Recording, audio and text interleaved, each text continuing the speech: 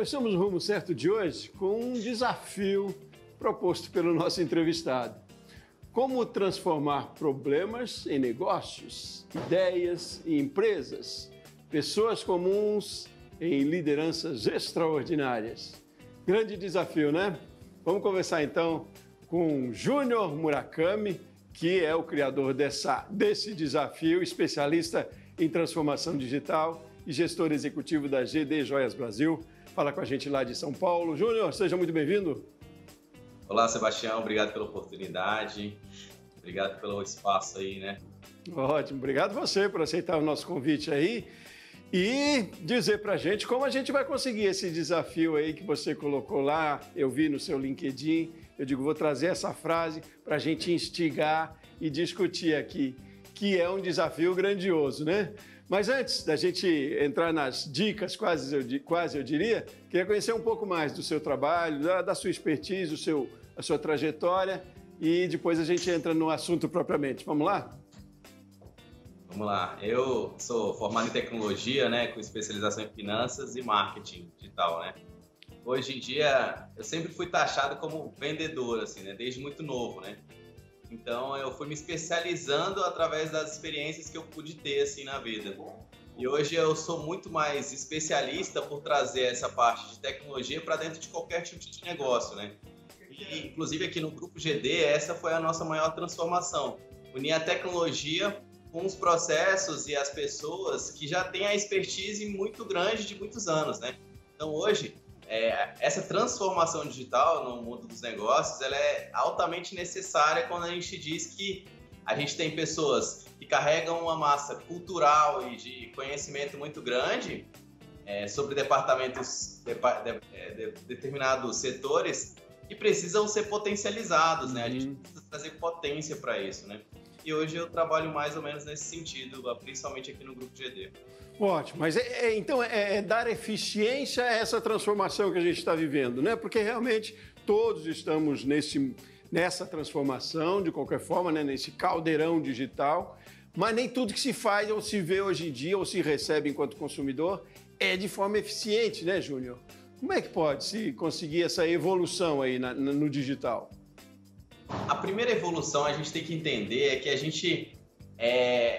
O primeiro princípio é a gente entender que a gente precisa dessa transformação digital e a gente tem que aceitar ela, né? Então, o maior desafio é interno nosso, aceitar essa transformação, principalmente para o pequeno e para o médio empreendedor.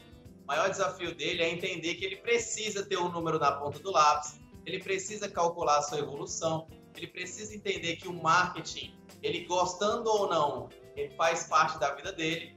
E isso a gente entender que o nosso consumidor mudou. O consumidor, principalmente do varejo, ele é um consumidor que hoje ele está muito mais inteligente e muito mais digital. Então, como que a gente faz isso? A gente primeiro entende o nosso consumidor, que era o que o vendedor, bem antigamente, ele fazia. O vendedor, bem antigamente, primeiro ele conhecia o cliente, ele com a conversa, ele se envolvia com o cliente. Hoje a gente tem que fazer esse mesmo envolvimento, só que de maneira digital. Então, hoje, não dá para você vender sem entender que tipo de rede social que ele consome, qual é a rede social que ele trabalha, qual que é o primeiro patamar para a gente poder ter eficiência, é entender o que nosso cliente quer, para saber se o que a gente está entregando é suficiente ou não. Esse é o primeiro patamar de eficiência. Como é que é hoje em dia um marketing, por exemplo, com eficiência? É um linguajar diferente? Há umas estratégias específicas? Como é que funciona para a gente começar a entender para que dê resultado? Legal. É muito legal você falar isso, porque eu vinha pensando, e eu tenho uma frase que eu falo muito, que é assim, que o perfeito, ele atrai, mas o imperfeito que conecta, sabe? Isso vale para todo mundo, porque a rede social hoje, ela é isso, você está muito mais conectado com o imperfeito do que com o perfeito. Hoje em dia, a gente não quer mais ver aquela panfletagem digital, aquele excesso de arte, coisas muito mais bonitas e pouco eficientes, né? A gente quer eficiência. Então, a gente quer que a pessoa participe do nosso convívio, né? E traga sentimento para ela. Então, como que a gente traça uma estratégia para levar sentimento para a pessoa através do digital? Principalmente entendendo qual é o consumidor, entendendo o que ele gosta, que mais toca o coração dele e entregando aquilo da maneira que você coloca o seu produto, de maneira que ele possa entender que é para ele, para a realidade dele, para o momento dele e para a fase de vida dele, né? Então, trazer o sentimento através da rede social. Como que a gente faz isso? Normalizando a rede social. Rede social são pessoas se conectando com pessoas. Quando a gente coloca a empresa, a gente quebra esse vínculo. Então, o que a gente precisa? Trazer essa humanização para a rede social, para que a gente possa ter realmente essa estratégia muito mais elaborada, porque as empresas são fechadas, as quatro paredes dela, né? A gente precisa abrir esse horizonte e entender que lá fora tem pessoas. Como é que a gente consegue trazer essa humanização com tanta tecnologia ao mesmo tempo? Hoje em dia, o que eu diria para o pequeno e para o médio empreendedor? Use da ferramenta que você tem. Todos nós temos um talento, Sebastião. A gente precisa descobrir qual é esse talento. Às vezes, eu tenho um talento de aparecer, outra pessoa tem um talento de falar, outra pessoa tem um talento de olhar. Como que a gente traz a humanização nesse caráter? Igual no nosso ramo, a gente revende joias para revendedoras, né? A gente vende no alto atacado. Quando eu entrego essa joia, que eu indico para ela? Que ela pode usar a nossa foto, não tem problema, mas é que ela pega essa joia lá na casa dela, faça um pequeno vídeo com a mão dela, colocando o anel na mão dela, falando, pode sair a voz dela se ela não quer aparecer. Se ela tem uma amiga, ela chama, mostra o brinco na orelha dessa pessoa, fala para essa pessoa falar o que ela tá achando do brinco, ela falar como que ela se sentiu com aquela joia. Essa é a principal humanização. Por isso que hoje faz tanto sucesso o influencer. Porque o influencer, ele é o quê? Uma pessoa comprovando para você que aquele produto é muito bom. E ela está garantindo aquilo. O que as grandes marcas fazem há 20 anos atrás? Você vê no Natal, não é aquela propaganda. Compre X refrigerante, portanto. A propaganda é uma família, com aquele refrigerante em cima da mesa, tá todo mundo feliz. Isso que a gente tem que trazer para os nossos produtos, né? Independente do mercado, se é de serviço ou de produto, a gente tem que entregar isso, essa confiança e essa humanização da maneira simples. Comece com o que você tem. Se eu tenho um celular, comece com ele, filmando a minha mão, no caso das joias, né? Filmando o meu produto, relatando o meu serviço. Se eu sou instalador de filtro, eu vou lá na casa do cara, instalo o filtro. Olha, gente, instalei o filtro aqui pro senhor José aqui, ficou aqui na pia dele, ó, limpinho, deixei a cozinha limpinha. Isso é humanização. Esse é o princípio da humanização. Como você falou assertivamente, quando você tem uma pessoa que já traz o nome e a marca junto, isso é muito bom. Isso tem força, isso ganha muito rápido no mercado, mas ao mesmo tempo que se torna um negócio dependente dessa pessoa. Então ela tem que tomar cuidado se ela quer ser a pessoa do negócio, é aquele negócio omnichannel. Se eu sou o negócio de um homem só, porque eu trago a marca, eu trago o marketing. Então isso realmente é mais fácil no começo, mas é mais difícil para você escalar depois. Júnior, me fala de outra coisa importante que a gente tem trazido aqui também com frequência, que é sobre a transparência e lealdade no que se faz ali também, né? Nessa divulgação. Porque, como você disse, tem que ter essa autenticidade, não se precisa criar grandes produções e também não se deve copiar do outro, né? É o autêntico ali, é o seu, da forma que seja, com a simplicidade que seja, mas que seja muito verdadeiro, né? Porque tem muitas opções no mercado que podem até servir de referência, talvez, para elaborar uma peça publicitária ali no WhatsApp ou no Instagram, enfim. Mas tem que ser muito transparente isso, porque o consumidor também percebe, né, Júnior? Perfeito, perfeito. Hoje a gente vive num mundo que cada vez mais a gente quer o realismo, né? A gente está indo para a realidade 3D, para o holograma, para um ambiente virtual muito mais ativo, né? Então, as pessoas querem ver isso na vivência delas mesmas. Então, hoje, qual que é a maior dificuldade? Trazer a realmente saber o que é verdade na internet e o que não é verdade na internet. Você, principalmente, vive no mundo da fake news, né? Então, assim, vocês são, vamos supor, são anticorpos, né? Principalmente vocês do jornalismo são anticorpos para trazer o que não é verdade e trazer a verdade sobre o fato, né? Então, hoje, a gente, no mundo dos negócios e no mundo do varejo também, a gente também vive o mesmo patamar. A gente tem que levar a verdade. Como que a gente leva a verdade?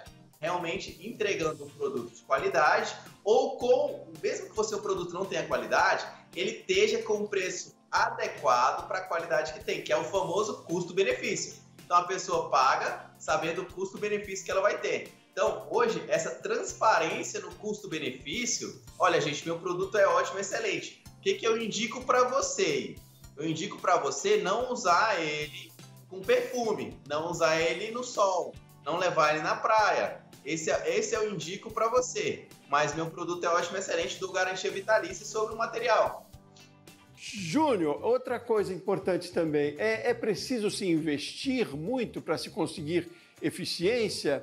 Eu digo, é preciso sempre pensar já no impulsionamento, dá para a gente começar aos pouquinhos e tateando, eu diria. Como é que é a sua orientação para começo? Se é que alguém não começou ainda, vamos imaginar um pequeno empreendimento aqui como referência para a gente. Muito legal sua pergunta, porque isso é um erro que a gente dá sempre uma consultoria de marketing para as nossas empreendedoras. Esse é um erro que a gente vê muito acontecendo, que é aquele velho botãozinho das redes sociais de impulsionar ali. E a pessoa clica lá, coloca o dinheiro e aí o algoritmo traz aquele número. Nossa, você atingiu 100 mil pessoas, você atingiu 200 mil pessoas, mas e a venda, né? Cadê a venda? A venda não demonstrou esse número. Então isso é muito importante a gente trazer à luz, porque é o seguinte, a pessoa, voltando lá no começo, ela tem que criar a estratégia depois que ela achou o público. Então, se eu sou um pequeno empresário e eu estou atingindo aqui minha cidade tem 100, 200 mil habitantes, eu só tenho condições, meu estoque, minha logística, só tem condições de atender minha cidade. Eu tenho que bolar uma estratégia aqui, uma estratégia de padaria, que a gente chama de senta e conversa. Vamos lá. Em vez de eu pegar 300, 200 ou 100 reais e impulsionar na rede social de uma maneira incorreta, o que eu posso fazer? Eu posso pegar meu produto, pegar 100 reais e colocar ele como custo, então vai multiplicar isso, porque meu produto eu pago aí, sei lá, 30% do valor, eu vou conseguir 3 produtos com 100 reais, né? Uhum. Eu pego isso no mês, o que eu faço? Faço um sorteio no meu Instagram, olha, estou sorteando aqui para vocês esse kitzinho de 3 produtos, que equivale hoje a R$400 com preço de venda, né? Mas a R$100 eu paguei no preço de custo. E eu sortio para quem você indicar os amigos aqui, ou para quem deixar uma frase mais legal, aí você cria a estratégia para atender a sua cidade ali, sabe? Aonde você consegue atingir. E aí, o que é aquilo? É o famoso boca a boca. Porque aí, em vez de eu falar da minha marca para você, eu vou falar para o João, que te conhece, que vai marcar você lá no post, falar, olha, Sebastião, compra lá do Júnior, porque tu tá concorrendo a uma promoção e é muito legal aquele perfil. É. Então, é o famoso boca a boca. E essa é uma estratégia que vale muito mais do que você clicar lá e impulsionar, que você vai trazer um número muito grande, mas não vai trazer venda. É interessante que a gente volta a regras básicas de venda, como você falou no começo lá, que é mais ou menos o que o vendedor fazia, só que agora a gente tem uma ferramenta diferente, é preciso adaptar essa ferramenta, usar da melhor forma, da forma mais eficiente.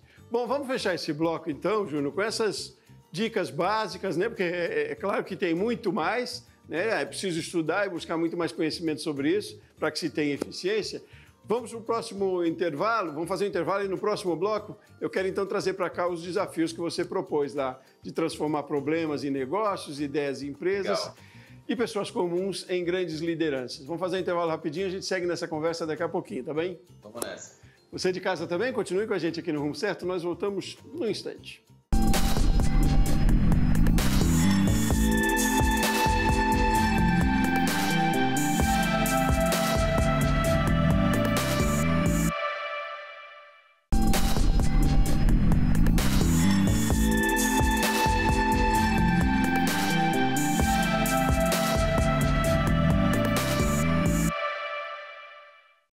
De volta com o Rumo Certo hoje, você está acompanhando com a gente aqui essa nossa conversa, essa nossa discussão sobre os desafios do mundo digital, né? Puxando bastante para o marketing aí. Continuamos nessa conversa, nesse bloco. Conosco, Júnior Murakami, especialista em transformação digital e gestor executivo da GD Joias Brasil, fala com a gente lá de São Paulo. Júnior, vamos seguir na conversa sem perder muito tempo. E eu quero trazer para cá aquele desafio que a gente propôs lá no começo, que é um desafio seu, inclusive, de como hoje em dia, nesse mundo de tanta transformação e tão necessária o mundo, o cenário digital aí nos negócios, como transformar problemas em negócios, a primeira coisa. A segunda, ideias em empresas, isso. E depois, pessoas comuns em grandes lideranças ou lideranças Legal. Extraordinárias. Por onde a gente começa? Vamos falar sobre... Vamos falar na ordem que você falou, né? Transformar problemas em negócios, né? É bem legal, que se funde muito com a parte da ideias também. Mas por que eu falo transformar problemas em negócios, né? Hoje em dia, se você parar para pensar, o que a gente tem mais na vida? Tudo na vida se transforma num problema. Então, isso é uma coisa cotidiana que a gente tem. Que eu costumo dizer aqui na GD que a gente ama problemas. Porque os problemas são as oportunidades. Eles são oportunidades disfarçadas de problema. Sempre que existe um problema no seu negócio, na sua vida, ele é uma oportunidade para você melhorar. É como se fosse assim, imagina um corpo e a empresa. Se ela está tendo problema, é como se fosse uma doença falando assim, olha, o seu corpo está falando, olha, tem um problema aqui, você não está vendo e eu preciso que você solucione. Aí você escolhe, eu posso trazer uma solução paliativa, como aquele remedinho que você toma lá para dor de cabeça, ou eu posso procurar um médico e falar assim, olha, eu quero realmente me curar disso para sempre. Isso que a gente faz, transformar esses problemas em negócios, é isso. Porque às vezes dentro de um problema existe uma oportunidade de negócio. Sim. Então às vezes a pessoa todo mundo já foi em algum restaurante ou qualquer estabelecimento e você sentiu assim, olha, nossa, essa comida é tão boa, mas por que ele não melhora o marketing? Você não olha, essa comida é tão boa, mas o atendimento é péssimo, né? Então você achou um problema ali. Certo. Por que você não soluciona esse problema? Então, às vezes você tem o dom de cozinhar, você tem o dom de atender, e você pode trazer isso como solução para o mercado, porque a vida, eu acho que é um ciclo, né? A gente tem pessoas que nasceram e têm todos os seus talentos e eles são aproveitados em empresas, trabalhando como colaborador, e essa mesma pessoa, ela tem todos os talentos para ser um empreendedor. Uhum. Então, só basta dizer só basta ela entender qual é o propósito que ela vai seguir, né? Eu quero me especializar e vou ser um excelente colaborador. Eu quero me especializar e vou ser um excelente empreendedor. Como é que se dá esse sintoma de que tem problema e que precisa resolver? O primeiro sintoma que o consumidor pode declarar e que o varejista, o empreendedor vai entender é o seguinte: quando um consumidor fala, a fala dele, junto com outros consumidores daquele mesmo produto, tem importância. Então, o que a gente precisa analisar? A primeira coisa é o seguinte: esse consumidor, ele consome com frequência no seu estabelecimento? Se sim, beleza, ele tem confiança. Se ele falou essa vez e nunca mais falou mais, ou se ele falou a primeira vez que ele está falando sobre uma coisa, ele merece toda a atenção do mundo. E a gente diz muito o seguinte: onde há fumaça, há fogo. Então, se você fala o seguinte, se o consumidor reclamou de uma coisa, outro consumidor veio e reclamou de outra coisa, de uma coisa muito parecida, você tem que entender que aquele é um problema que está incomodando a sua clientela, merece a sua atenção e você precisa automaticamente dar uma solução resolutiva, definitiva, para que você realmente não tenha mais problemas. E aí, entra uma coisa muito interessante, Sebastião, que é o seguinte: às vezes, resolvendo um problema, você resolve não só ele, mas outros inúmeros mais. Porque, às vezes, o seu colaborador está insatisfeito porque, para chegar no dono, passou por alguém, provavelmente, se for um negócio já escalável. Se chegou no dono, seu colaborador já está cansado de ouvir aquilo e é um problema já estrutural dentro da empresa que o colaborador fala, não adianta falar para ele porque ele não resolve. Para ele só quer o dinheiro. Já viu colaboradores falando dessa forma? Então, isso normalmente são sinais que a gente precisa entender, tanto de uma equipe que está já muito cheia ali de problemas e já não quer mais nem passar para o dono, quanto do consumidor que vai dar o alerta para você. E se você escutou uma vez, ele sempre vai estar ali tentando te ajudar a enxergar os problemas do negócio. Interessante. E aí, pulando o segundo ponto lá, que é o ideias em empresas, a gente entra talvez na questão da liderança aí, né? Quanto é importante uma liderança atenta, um líder atento para perceber, então, esse tipo de situação, não é? Como é que é, então, transformar pessoas comuns em líderes com essa visão também do todo aí? Todos os projetos e empresas onde eu passei, eu sempre defendi muito que não existe um colaborador ruim. Existe um colaborador mal treinado, mal instruído e com poucas metas. Então, ele não tem clareza do que ele precisa fazer, ninguém ensinou para ele fazer e ele não consegue instruir na sua rotina o que ele precisa fazer. E é assim que a gente transforma pessoas comuns em líderes extraordinários. Primeiro, acreditando nas pessoas. Todo mundo tem um talento. Eu preciso entender qual é o talento dessa pessoa. Ah, mas eu só tenho um colaborador. Tem que fazer isso? Tem que fazer isso. Por quê?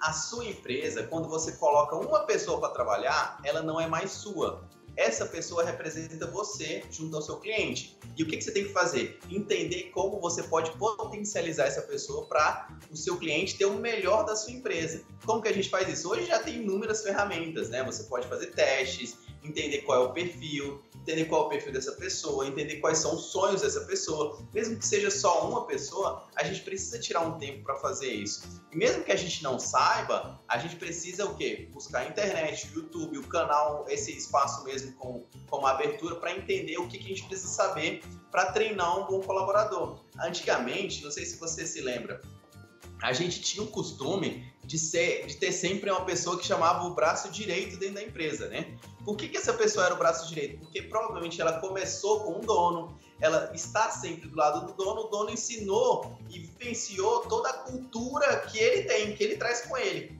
Então, essa pessoa se tornava um ótimo colaborador, mas porque ele tirou um tempo. Mas, vamos supor, ampliando a equipe, o dono já não conseguia fazer a mesma coisa, porque ele não conseguia ter várias pessoas ali andando com ele 24 horas, sabendo o que ele faz, o que ele come. E esse colaborador, normalmente, não consegue passar porque ele está muito focado na liderança. Sim. Então, como que a gente transforma pessoas como uma pessoa extraordinária? Dando o principal fator que todo líder tem que dar. Tempo, olhando para a pessoa, tirando um tempo, você tira 10 minutos do seu dia e fala assim, hoje eu vou estudar sobre pessoas, hoje eu vou estudar sobre aquele perfil de pessoa. Qual é o perfil do meu colaborador? Ele é mais analítico, ele é mais criativo, o que ele gosta de fazer nas horas vagas? Eu vou entender, porque quando eu potencializar essa pessoa, eu vou conseguir explorar cada vez mais e ter um resultado muito mais de desempenho. Em uma pesquisa recente do Instituto Nova-Iorquino, o que acontece? Fala que é o seguinte, o que as pessoas mais querem dentro do ambiente de trabalho se chama reconhecimento.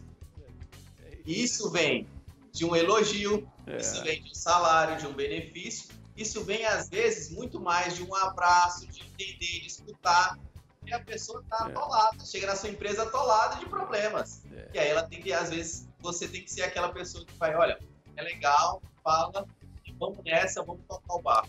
E é produtivo no final das contas. Né? Receita, se é que é tão importante. Júnior, a gente está quase fechando já, a conversa está boa, mas eu quero pegar naquele ponto lá, outro também, de transformar ideias em empresas. O que você quer dizer com essa defesa? Acredito que é o seguinte, toda ideia, ela merece ser ouvida, principalmente ser potencializada. Hoje em dia, tudo vale dinheiro. Gente, você imaginou na vida, Sebastião, viver num mundo que as pessoas podem ganhar dinheiro fazendo outras pessoas olharem seu conteúdo, olharem para o seu vídeo, olharem para o que você está falando? Isso há 10, 20 anos atrás era inimaginável. Então isso são ideias, né? E qualquer ideia, se eu tiver uma ideia de melhorar algo que ainda não existe, eu posso transformar ele em um negócio. E dentro de um negócio, normalmente tem ideias para potencializar e transformar esse negócio, bifurcar em outro negócio.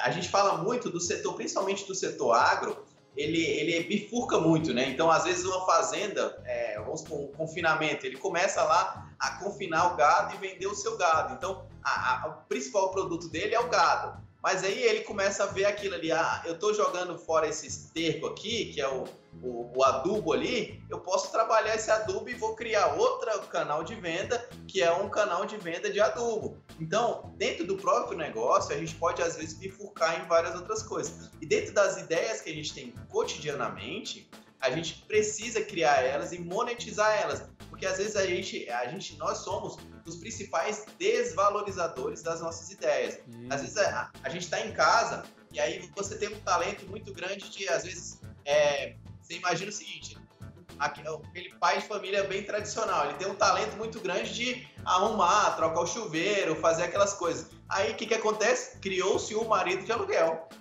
que hoje é muito famoso. Então, são pequenas ideias que todas elas merecem transformar em negócio. Tudo pode virar negócio. Estar atento, né, Júnior? Estar atento, não se auto-sabotar também, como a gente às vezes faz também. Ô, Júnior, conversa boa essa, rapaz. Ia muito mais longe aí, mas a gente precisa encerrar por aqui. Agradeço muito a sua participação. Parabéns pelo trabalho que você desenvolve aí. Volte mais vezes para a gente conversar mais. Vamos, estamos disponíveis aí, falar sobre tecnologia, sobre marketing, sobre venda.